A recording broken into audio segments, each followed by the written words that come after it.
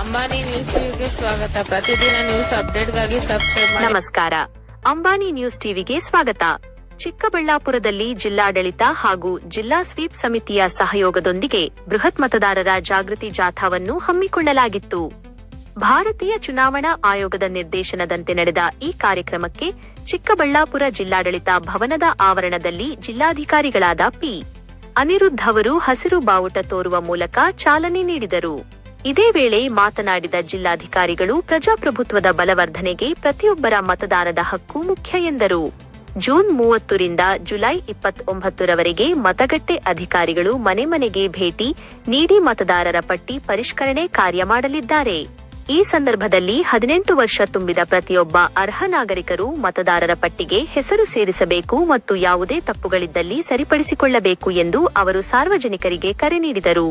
ಈ ಬೃಹತ್ ಜಾಗೃತಿ ಜಾಥಾದಲ್ಲಿ ಜಿಲ್ಲಾ ಪಂಚಾಯತ್ ಮುಖ್ಯ ಕಾರ್ಯನಿರ್ವಹಣಾಧಿಕಾರಿಗಳಾದ ಪ್ರಕಾಶ್ ಜಿಟಿ ಸೇರಿದಂತೆ ವಿವಿಧ ಇಲಾಖೆಗಳ ಅಧಿಕಾರಿಗಳು, ಸಿಬ್ಬಂದಿಗಳು ಮತ್ತು ನೂರಾರು ಸಾರ್ವಜನಿಕರು ಭಾಗವಹಿಸಿದ್ದರು.